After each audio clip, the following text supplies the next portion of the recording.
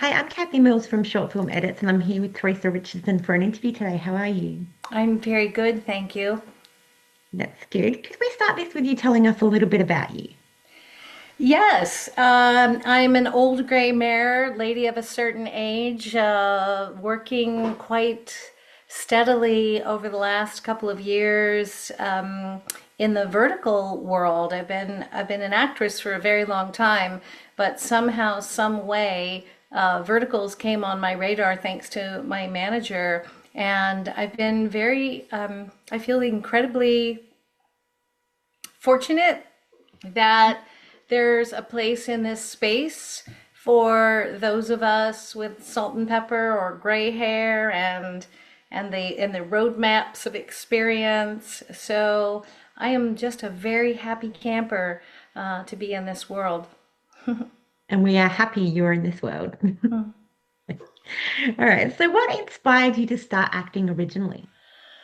Oh, I was one of those kids, and I'm sure, stop me if you've heard this, who was told, "Oh, you're a lot, you're loud, you're always." I was constantly being accused from a very early age. Oh, you're always acting. I was a storyteller. I loved to read, and when my eyes were open from the time I woke up to the time I went to bed, I was usually reading, and if I wasn't reading, I was usually trying to act out the things I'd heard. I was also a musician. I started playing piano at 3. I joke now that busy is my favorite gear, and that's probably been the way I was wired from the time I was little. But I went to the High School of Performing Arts here in Los Angeles. One of the very first ones was the Hollywood Professional School. And I realized as a petite, brown eyed brunette, there were thousands of us. So I leaned more into music and production in my teens. I started doing studio session work when I was a teenager, still in high school. So music, production work, and then I still stayed with theater because theater was much more forgiving. If you could put on a wig, suddenly you're not just a petite brown-eyed brunette. You could put on a gray wig, you could put on a blonde wig, and the audience is, far enough away, they're not so judgy. And then when my hair started to change color, as I got older, I went back to in front of the camera because it's the place I feel most comfortable. I love the human experience. So there is something about acting and listening to the lines and coming up with how you respond to other characters that really appeals to me. I think even in life, I feel that way about humans, and in acting, it's a really fun playground to explore that even more. Yes. And there's like, even though you're both storytelling between theatre and camera, I think they're widely different. Wildly different. Yeah. Yeah. Okay, so you've built a career as an actor, producer, writer, storyteller, and music all at once, actually. So, Yes. which role actually feels the most vulnerable to your creativity?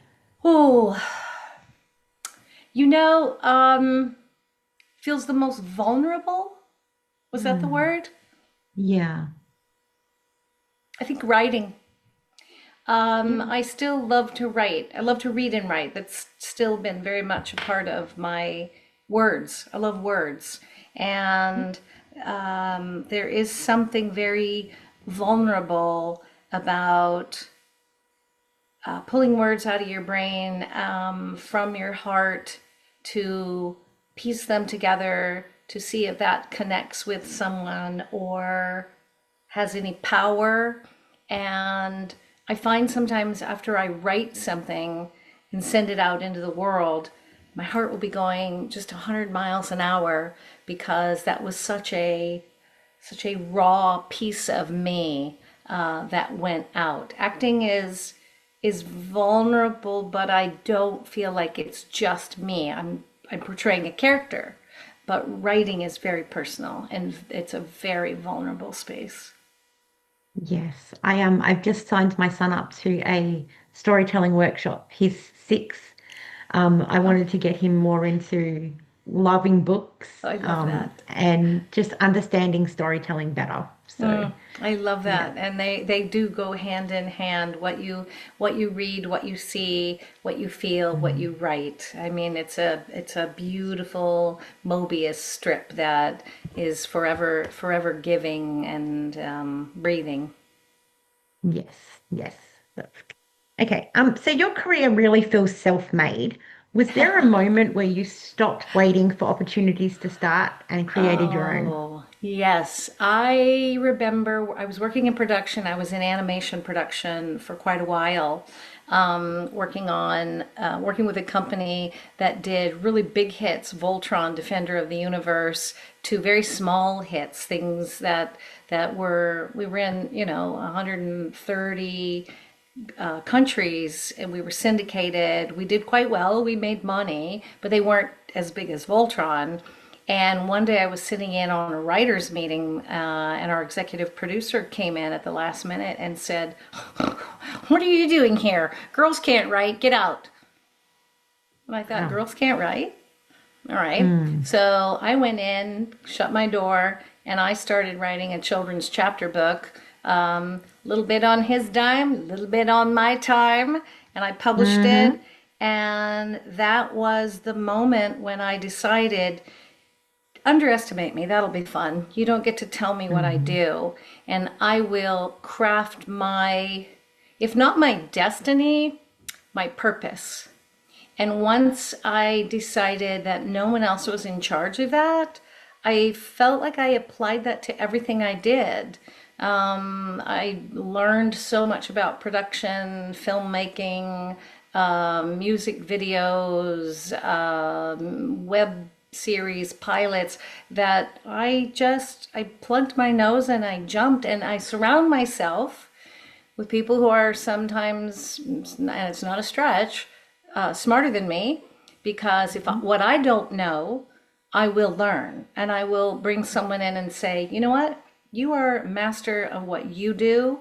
I would love to have a ringside seat to watch that so that I can sort of learn and employ that in whatever I do next. So, Yeah, I think there's two kinds of people. There's you who, like you said, want to be in a room with people that are sometimes smarter so you can learn from them. And then there's that kind of person who was the other guy who wants to be the smartest person in the room and won't allow anybody else to be there. you You know know, what? this. I feel like that way lies madness. And I have a friend who has a lovely, beautiful script, and it's about having imposter syndrome.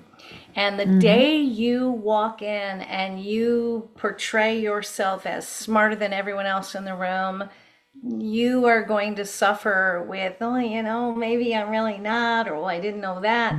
I Hmm. don't want to live with that kind of pressure. I just don't. I would rather give someone who is above my pay grade, smarter than me, their due, and all the respect I can possibly muster for them, because I just really think that there's room for all of us, but I really do defer to people who know more than I do. A Yeah, lot. and I think you need to learn the difference between what's the word? Confidence and superiority. Oh yes. Oh yes. Yeah. Yes. And Yeah. depending on what mirror you're looking in, it's either a Mm, funhouse mirror that tells you a lie, or it's a much more accurate mirror, that magnifying mirror that tells you the truth. absolutely. Absolutely. Okay, what makes you instantly believe in a story as a producer? Again, I feel like my motor is driven and fueled by the human experience, human connection, the human condition. And if I can read a story as a producer, a script that I feel like I want to make, there has to be something. And there's a joke that's been told about me from the time I was a child. I'm a realist, but I'm also quite optimistic. And they used to say that I was the girl with a shovel in a room full of manure saying, there's a pony in here somewhere.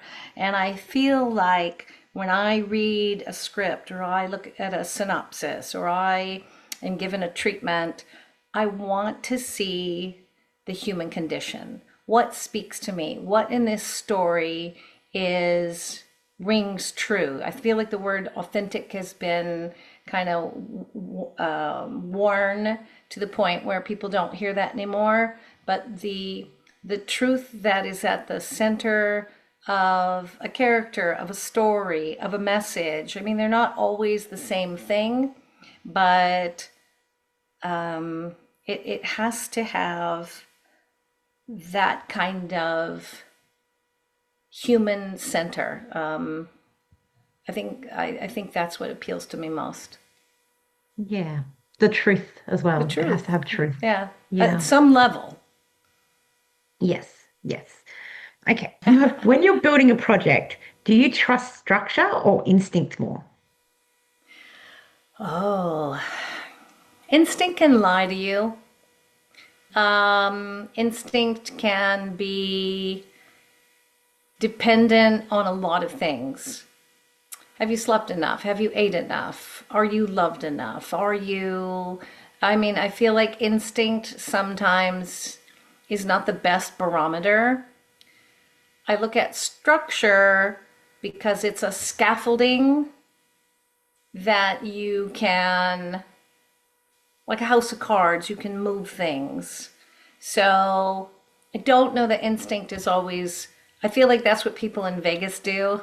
They uh, they sit down at the card table and say, I've got a winning feeling about this dealer. And I think, no, I don't know that. So I feel like structure is my answer.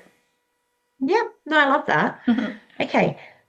Do you enjoy the technical side of filming as much as the emotional Oh side? God, yes. And I have such reverence for I mean I love the filmmakers who are like, we're gonna, whether it's film, whether it's a vertical, whether it's a music video, whether it's a short film, whether it's whatever it is. I love the people who are like, oh, we're gonna just go out, we're gonna film a thing, we're gonna make a thing, and they think that's the thing. I was like, well, that's not the thing, because once you have that that thing you've created, you now have to go in and you have color correction and you have all the posts that goes into it, the editing, the score that makes or breaks something. That but even in the middle of making something, I don't know, I hear a lot about how people feel like lighting has become very flat. And lighting, when you would, I mean, it wasn't just film, I've seen it in digital too. When you look and see how someone has, all the departments have worked together, set design comes together and they have an image that they work with the director and the cinematographer, and they have color ideas and they have layers, and someone else comes in and lights it with, whether it's from overhead, whether it's practical, whether it's, and all of that to me is, it's the making of the most perfect jewelry. You know, Yeah. you can have a stone, and that's great. Yay. You can have a chain. Yay, that's great. But if someone comes in and now there's filigree and there's elements that and polish that nobody thought of when they first came up to it, the technical, nothing makes me happier. It makes my skin vibrate to be in an editing room with someone and watch all of the layer cake get made. It's deliciousness. Yeah. I always say that I think as an actor, um, you should know a little bit of everything on set. Even if you don't know how to do it, just make yourself aware of their job. You know what? Yeah.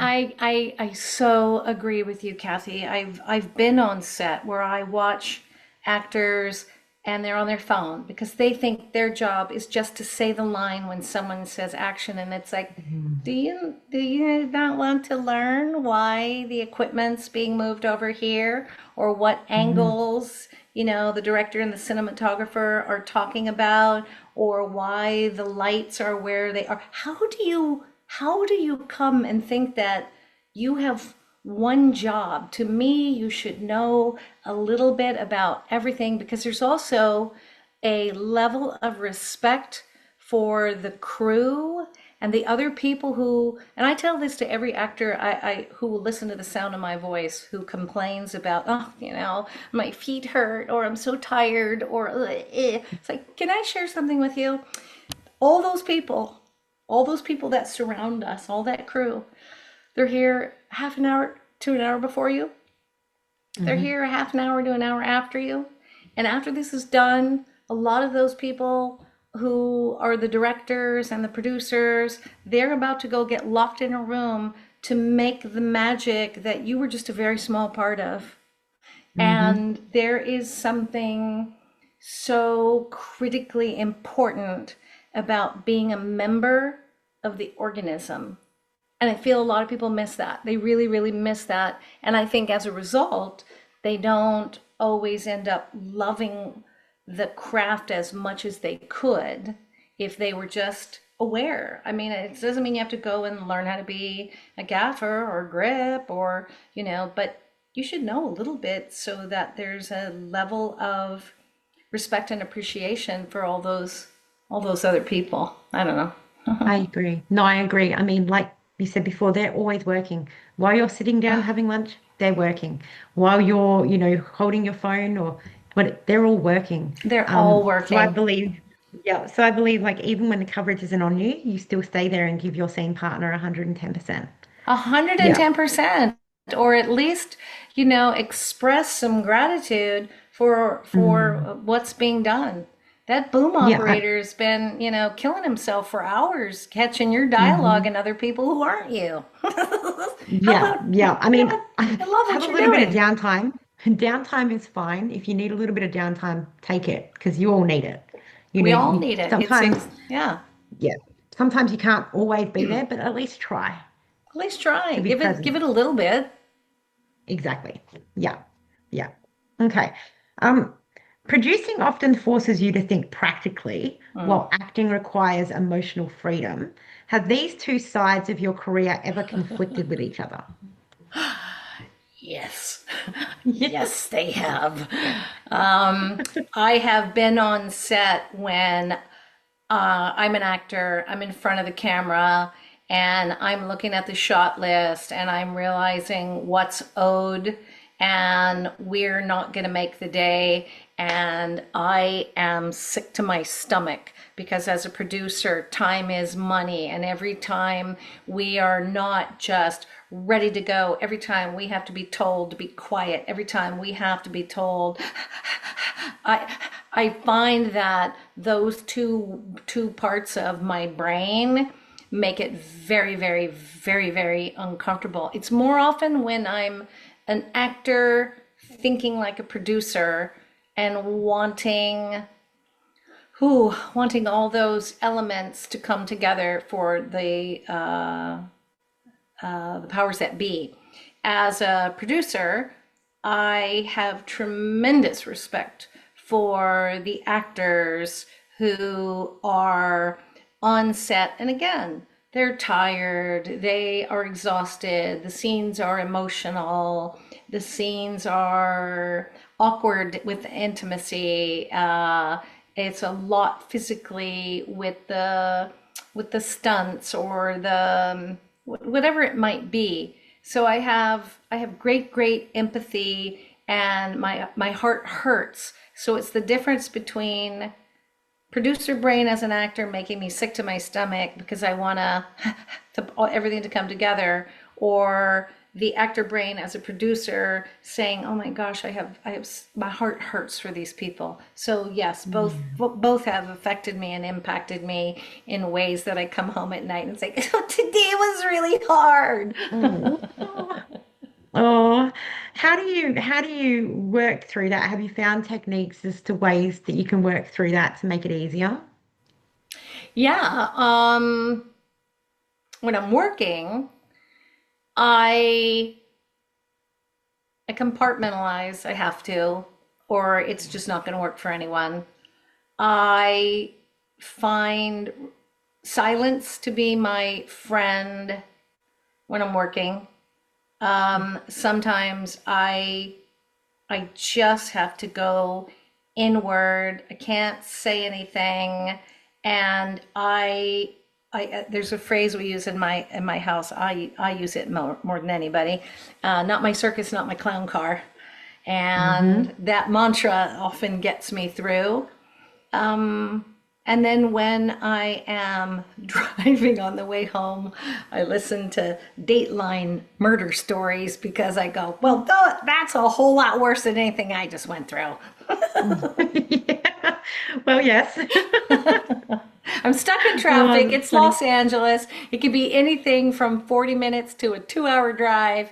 And Keith Mm, Morrison and Lester Holt kind of make me get perspective on my life. It's like, well, look what I'm doing. yep. Why not? I'm That's not funny. I love solving that. crimes. Yep. Yep. Well, there you go. All right. You started in music before film. Does music still influence the way you approach scenes? Yeah, rhythm. Rhythm is important to me. Rhythm and beats and pauses and sort of hearing that in the dialogue, hearing it in my scene partners. It's always an underlying element to dialogue and emotion. And even musicality as far as phrasing, that sometimes instead of a line read being something very flat and monotone, and depending on the character, of course, it's either something that, comes up into a register that's much lighter and cheerier, and down where it's very dark. And so music still, my voice is plays a very big part in character study for me. Yeah, I can see that. I can see that. Okay. What's a piece of direction or advice you still carry with you today? Oh, I once had I played Velma von Tussle in Hairspray production here in Oh, Los Angeles. And there was a moment on stage where it was basically the entire cast. And I was sort of on the wings, and my character was led to be in a certain part of of the the sides of the action. And I remember being rather unsure about my place in space while I'm here. Am I just mm, standing? Am I observing? Am I, but I mean, remaining in character. And I said to the director, hey, I have a question for you. I'm up here. This is the situation. And I just want to know that you're okay with the fact that I'm chosen, because I'm still seen, to sort of remain in character without chewing scenery, doing certain this, that, and the other. And I laid it out for him. And he looked at me and he said, Theresa, I'm reminded of the Statue of Liberty. You are the Statue of Liberty. And I said, what does that mean? He says, when the Statue of Liberty was built, created, sculpted, the top of her head, no one was ever going to see that. There were no planes. There was nothing to fly over the Statue of Liberty to see the top of her head. But the artist absolutely finished the inside of her crown and the strands of her hair, even though no one might ever see it. He said, mhm, so always, I would like, my advice to you is always to be the Statue of Liberty. When you think no one mm, is watching you, never remove yourself. And I thought, oh, that was that's good. brilliant. And I Very liked good. that. So that you're Mm, not an actor who's only in the moment saying your lines, removing yourself, detaching yourself, saying your lines and acting. I thought, never not be who you need to be at any given moment. And I thought, I just felt like that was some of the best acting advice I'd been given. absolutely. That's some great life advice. Yes. Yes. And I saw Hairspray in theatre here. I Yeah. loved it. I do too. Yeah. When they asked me if they knew that I was going to have to drive quite a distance from where I live to the production for rehearsals, and they said, "Are you still interested in the role?" I said, "I would salt and eat my own children for the chance to play this character." So I I love loved that. her. Yeah. Well, I've seen a couple of theatre productions. I've seen like Grease and Wicked and, Yeah. things like that. But I've seen them, like the films, before I Mm-hmm. went in to see them and Mm-hmm. play. But Hairspray, I didn't. Hairspray, I've never seen the Ah. film. I still haven't Ah. seen the film, but I saw it in theatre. So I went in not knowing Ah. anything about it. And it was just like a different experience, not knowing what was You going to know happen. what? It's such a delightfully delicious bit of theater. And there's two versions of the film. I Mm. would watch the older Mm. one before you watch the Yes, newer I've one with heard John that. Travolta, Yeah. because it's delightful. Yes, I've got both of them. I've been told to go back and watch the original first, so Yes. I'll It's watch both. on the playlist. Yes, yeah, absolutely. All right. Um, what excites you currently now the more than ever? You know, it's very interesting. I have a lot of peers who when I first got into the vertical space, you know, it was an eye roll, it was a hair flip. It's like, um, and I did it because it reminded me so much of the great, great nighttime soap operas, Dynasty with the Nolan Miller gowns and Joan Collins smacking the crap out of Linda Evans, pushing her in a pool, cake in the face. And I thought, oh, this is very much like that. And I learned a Mm, lot. I've read some really lovely articles in Psychology Today and various places about why the vertical drama appeals in particular in countries where there's great financial disparity and oppression, and this ability to watch heightened stakes in a safe space, and where the rich people usually don't fare very well in a lot of the verticals, and the underdog, and the fantasy of, oh, I'm related to, I'm an heiress or the CEO, or all these fantasies that actually have a really remarkable place in our psychology. I'm excited for the future of this medium beyond the traditional vertical scripts to different genres and how they will appeal to audiences. I also am very excited about the fan space that comes with verticals. It is mm, like nothing I ever thought possible as an actress. You are mm. normally an actress, a singer, a writer. You're very removed. You're behind a wall, you're behind a screen, you don't ever really get to know, except, oh, maybe some random critic wrote about something you were in or you did. And this is immediate, and it is visceral, and it is connection like I've never thought imaginable. And that to me is very exciting. There is something interactive. I feel as audiences have become more and more removed and isolated, as human beings we've become isolated with social media. We're behind a screen, or we have that ability to say good things or bad things, and with autonomy and abandon.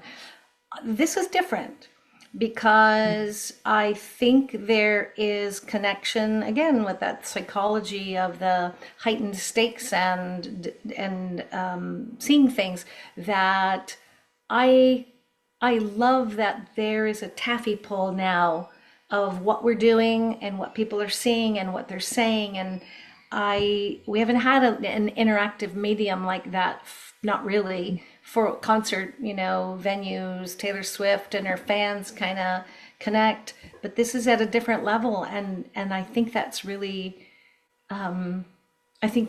exciting Yes, this fan base is amazing. Majority of this for the fan most base part. is amazing. Um, I've found that I know that the vertical, the actors and actresses and, creatives are like a family.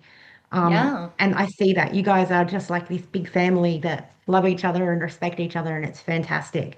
And I have that with a lot of the fan base as well. I respect so many of the people in this fan space. I love that. I love that. And it's true. We as actors in the vertical space, we are constantly going, and it's like the old Hollywood studio system is what it reminds me of.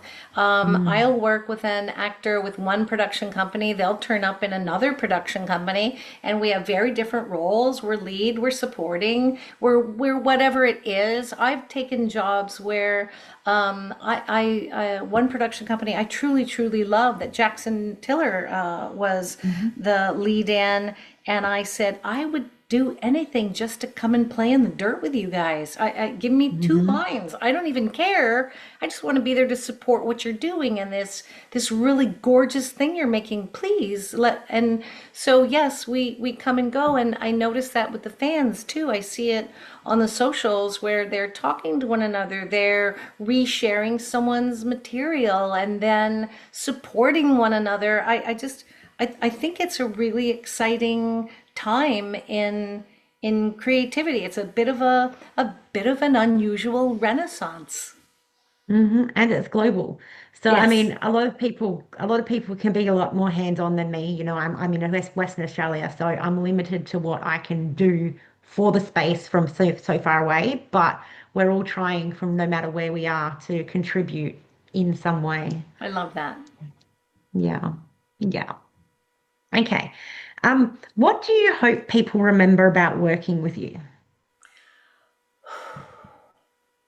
Yeah, I hope what people remember about working with me is the love I try to bring, not just to a role. I've played a couple of bad guys, but when we are in the trenches together, we are working 12 hours, or when I've shot in China, I've joked that we trauma bonded with 17 and a half Mm, hour days with very little turnaround time. I don't care personally because I love what I do. I'll sleep when I'm dead. mm, I hope they see that I love what I do. I love who I work with in front of and behind the camera, and the connection that is so critically important to me on every project I'm on. yeah, absolutely. I love that. I love that. All right. How do you decide which words in a line carry the most importance? It's really funny. In verticals in particular, sometimes you are required to have three thoughts in one paragraph, tiny paragraph. And when I can find, and again, it has to do with connection, the breathing space between whatever the messages I have to deliver. Am I delivering a message of urgency or just something very glib and flip? Or am I speaking to a character? Is there something between the lines, sort of the unsaid? And then whatever the wrap up is, how do I move on from this to the next thing? I think I look for those breathable moments where there's there's a message that may not be in the dialogue but could be in the delivery of whatever it is I'm saying. Yes, that's good. What's the hardest part of staying creative in this industry? What's the hardest part? Mm. Oh, it depends on the day, but Hmm. I think overall, for me, the number one thing that makes it difficult is negativity. Yeah. If I come to a project and there is just negativity at some level, whatever it is, wow, that makes it really hard to be creative because you or it or whatever it is that is the negative force, that's not helping any of us. That's not serving what we're doing here. So for me, it's negativity. I have no place for it. It's that shovel and there's a pony in here somewhere, whatever that is. Let's go over here and focus on the idea that somewhere in this pile of manure is something worth having, Yeah. worth doing, worth being. Yeah. I mean, in saying that, I know that, everybody's human and we all go through something. But if Yeah. you're going through something and you need to be on set, find someone you trust and talk about it. Get through it so that you can get through the day. 100%, 100%. Find a place, find a space, figure out what that's going to be to help you do your job. I mean, I've done jobs where I've had family members die. I've done jobs where I've had to have an animal that was going to need to be put down. I had jobs where I had walking pneumonia. And it's like I can't focus on any of those things. I cannot fix whatever that is right now in this moment. And that goes back to what I said earlier. I have a little mental jewelry box where I have to compartmentalize. This needs to go here, and I'm going to do whatever needs to be done here, and then I can come back to that. That's still going to be there. That's still going to Mhm. be a problem. That's still going to be a nightmare. That's still going to be a pain. That's still going to be antibiotics for the walking pneumonia. But Yeah. I have to put that away and stay positive, stay focused. That's the hardest part in I think creativity is some type of negativity, whether it's external, internal, whatever it is. That's the biggest hurdle for me. I think for many. Absolutely. Yeah. And that's a good tool to have, to carry that with you and have that thing in your bag there that you can compartmentalize that. So I know it's not easy. It wouldn't be easy. No, it's not easy. I can say it, but some days it's the most painful thing. I might have to sit in my car, arrive early, and cry for 20 minutes. Okay, Mhm. now move on. Like my Yeah. my husband will say, you can cry for 5 minutes, but then you got to be gangster. Yeah. Well, I mean, sometimes letting out that emotion is Oh, exactly what you need because yes, holding it in makes it makes it worse. worse. Yeah, yeah, yeah. Yeah. I get that. I get that. Okay. Which project has challenged you the most and how did you grow from that experience? Oh, that would be the last one I just shot in Shanghai. Um, Okay. China is a whole other ball of wax of Yeah. working in the vertical world. The first time I went, I was in Beijing and it was hard. It's 20 plus hours of traveling. You get off a plane, you get in a car, you go to a hotel, you get up, you go to the fitting, you go to the reading, you come back, you go to the hotel, you get up. And this was on and on and on and on and on with very long days. And then at the end of it, they were like, hey, do you want to go out and see tourism things? It's like, nope, just want to be on a plane, go home and sleep. When I went to Mhm. Shanghai, it was difficult because um, it was long hours, like I said, with very little turnaround. We worked 12 hours, 14 hours, 14 hours, 16 hours, 17 and a half, and there were stunts, and it was emotionally gutting. And it was one of the hardest things I've ever done as an old gray mare because, I said if I were in my 20s, my 30s, Mhm. my 40s, I'm 50s, I go, this was a lot. And Mhm. but I did it. I survived. And I thought, well, there's nothing I can't do now because that was really Mhm. hard. And I proved something to me. Yeah. I proved that I can do hard things and that Mhm. I actually really loved that. And again, one of my favorite phrases is underestimate me, that'll be fun, because I Mhm. want to do the best work that I can, not just for myself, but for someone who's paying me, who's depending upon me. And I don't just want to phone it in. I want to give you all that I have because, like I said, I'll rest when I'm dead. And if I can't do that, why am I here? Yeah. Yeah. I mean, I always say that, like, in the terms of filming, if you can do a vertical, you can do anything. Yeah. It's like, oh, wait, Yeah. you guys take a break every 4 hours? Oh, wait, you got a Hmm. trailer? Oh, hold on. You got the flight premium economy or business? Oh, Yeah. Yeah. I mean, don't get me wrong. I know that some people on like those larger productions work really oh, of hard as course they well. do. Of course they But do. I mean, they get 3 months where you get a week. You Right. know, We have to do a they could get a lot. year. Yeah, we Yeah. have to do a lot in 10 days or less. Yeah. And it's fabulous Respect to and it's everyone. great and it's oh my God, we did that. There's such Hmm. a crackling intensity and the sense of accomplishment that, it's I don't know, I love it. And that's another thing. You have to love it to be Yes. able to do it. Yes. Yeah. Yes, definitely. All right. Um, if you could swap roles with any character you played just for a day for fun, which one would it be? Ah, just for fun, any of the Mhm. characters. I've played a lot of lady CEOs. I still have I think I have binders of my jobs and auditions and things. And I think I kept one of them if I can remember where it is. My name tag. Oh, I did.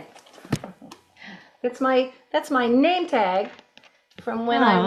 was Lisa Lyon in The Long Lost Heiress Returns. Hmm. There was something about that character having not just limitless wealth, because I was asked once, what would I rather have, money or power? And I said power. And this character had power. And there was but for good, not evil. And it's like, Yeah. oh, if I had the ability to be a great philanthropist or a great person of power who did good for the world, oh, that would be, mwah. Yeah. Yeah. I mean, I think with power, when you're using it for good, can also, help with the money situation. But if you've just got money and no power, then it's what do you, Yeah. yeah, With power's power often important. can come respect, but money doesn't always buy respect and Yeah. trust. And, but I feel like power has longer reaching possibilities sometimes than just money.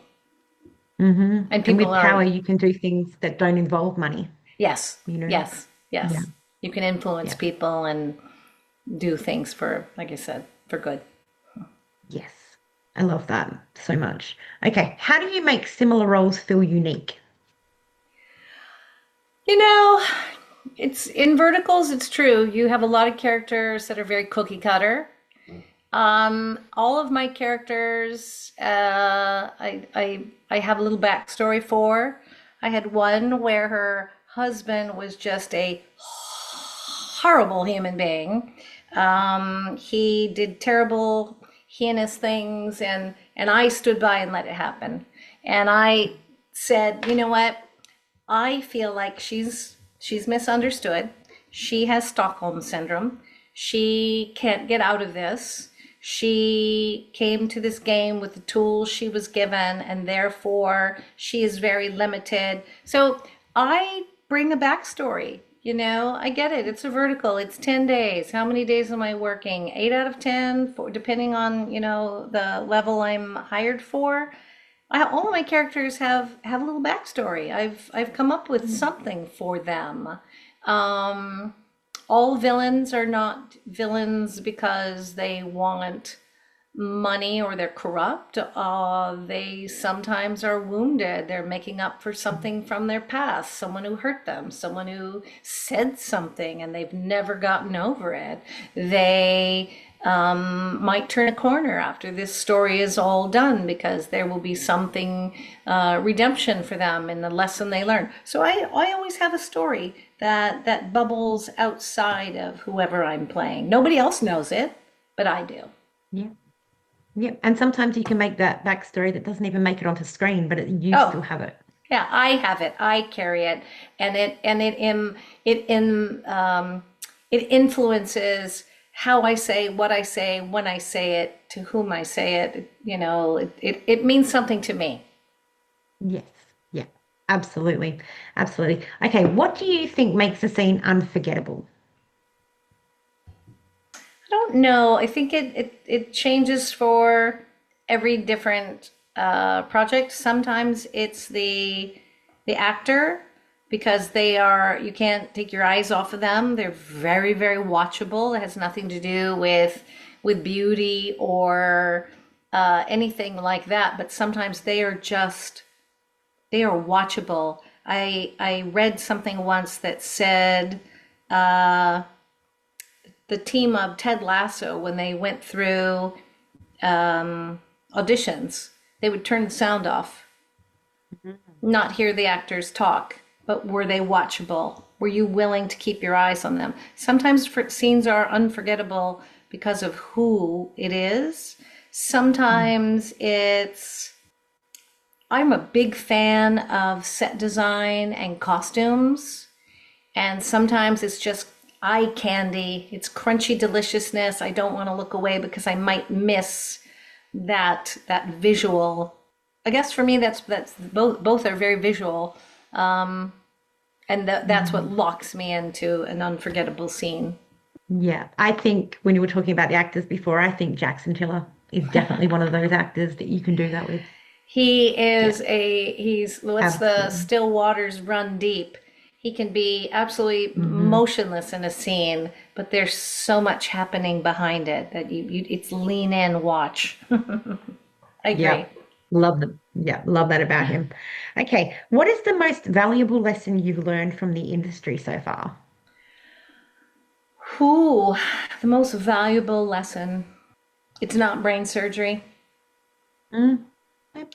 I feel like sometimes if you take yourself too seriously, it could destroy you Mm, because you're putting too many eggs in a basket. You're depending too much on your your body, your hair, your visage, your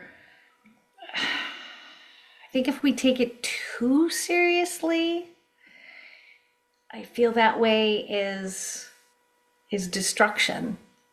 But by the same token, be careful what you put out into the world because it has a ripple effect. So take it seriously, but also do it with some kind of intention and a pretty deep moral compass. definitely. I mean, we've seen through the internet those ripple effects. Yeah. So yeah, yeah. Okay. What's the difference between a good director and a great one to you? Um,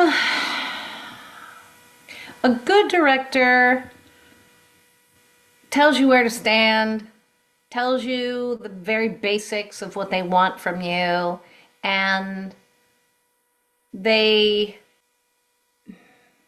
they give you just enough information to inform your decisions.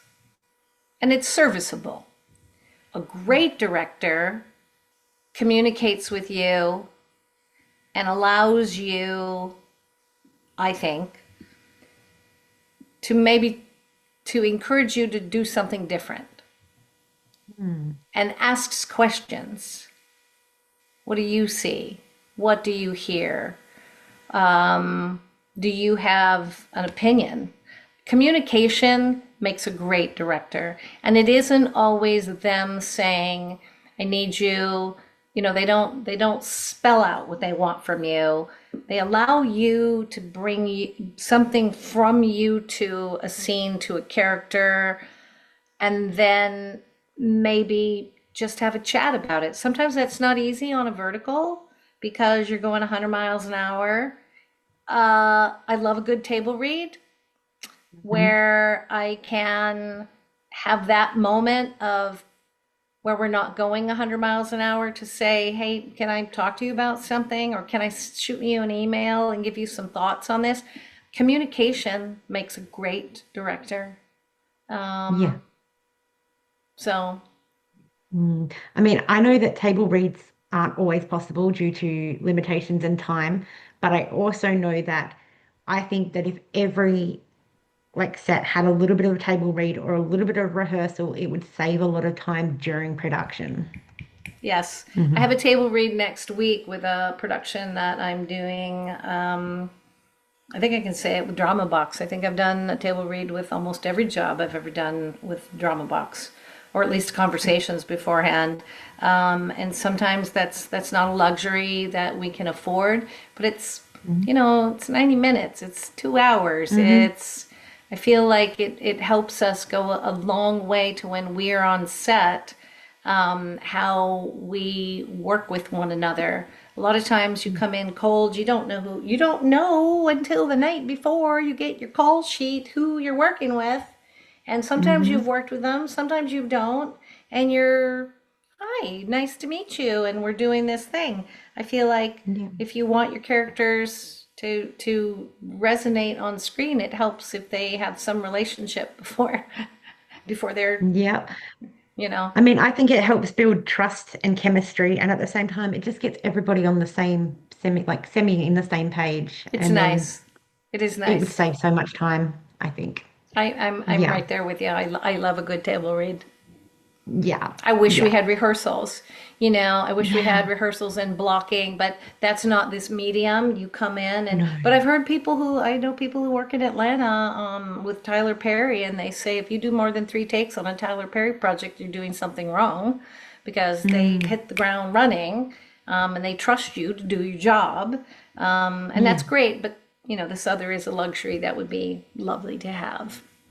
Yes. And at the same time, like you could have very experienced actors, but at the same time, they've also got actors that are just coming in, and sometimes they need that little bit of Yes. help. Yeah. Yes, just that little extra would be great. Yeah. Yeah. Like you said, information. Hmm. Information is key. Yeah. Information and communication. Woot woot. Yes. Absolutely. Okay. Is there anything you would like anyone to know about you or your work? Oh, I think that I do try to express this, that I am so incredibly thankful, grateful, appreciative of every job that I get. I've joked before that I will work with companies where it's like, you know what, I have 2 lines and I would do that with you because I love you. And it means something to me because it's the experience, it's trying something that I haven't done, or a genre that maybe hasn't happened, and I'm excited to be a part of it. I wish I could wear a big medallion that just tells everybody walking in that I am so happy to be here. There's no place I'd rather be. Every day, even a bad day on set is a good day, better than a good day anywhere else. I love what I do, and I hope that translates. I hope people see that in what I am attempting to share and serve up. But I'm just really, really, really, really happy to do what I am able to do, and I love that people are responding to that. That's again a big, huge part of the gratitude. Yeah. I love that. I love that. Okay. I have two more questions. Um, if you could leave audiences with one thing through your work, what would it be? If I could leave them with one thing, Mm. I don't even know. I've never thought of that before. I guess. I've often said that if I put my head on the pillow and tonight's my last night, and I ask myself, did I did I do good today? Did I do everything I set out to accomplish? Was I a good person? Is this a good day to call it a day? I think with the same as with my work, each what I would want to leave is I hope this was worthy. I hope this gave you what you needed. No, I love that. Love that. Sorry, my cat has joined me on the table. Oh yeah, mine She's came like, in earlier. I have dog treats and I have cat treats, oh, and they usually, I get the dog or the cat, and I'm shocked that we've been here as long as we have without any interruption. So I like a kitty in an interview. yep, yep. Well, she never actually comes on camera. She Aw, doesn't she's just come close enough to come on hanging camera. out below. Hello, kitty. Over there somewhere. All right. Last question. What is your funniest moment on set? Oh, well, all things lead back to Jackson Tiller. When I did Mm-hmm. 30 Days to Love, there was a, Yeah. a Thanksgiving scene where Jackson is supposed to eat my John Henry's chowder, which is supposed to be spicy that he's created. It's his concoction. And Jackson, Yeah. trying to be a good son-in-law, takes a big spoon of it and then realizes it's too hot.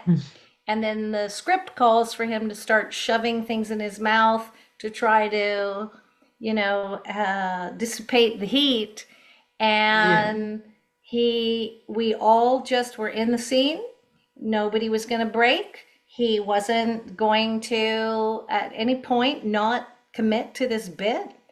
And it was the funniest thing I think I've ever witnessed inside. My eyes are watering. I'm tearing up. He was so married to this comedy, and it was delightful. Just and talking through it with food in his mouth and the food and trying to like and making his eyes water. It just was such comedic genius. It was to date one of the funniest things I have ever experienced. It was delightful.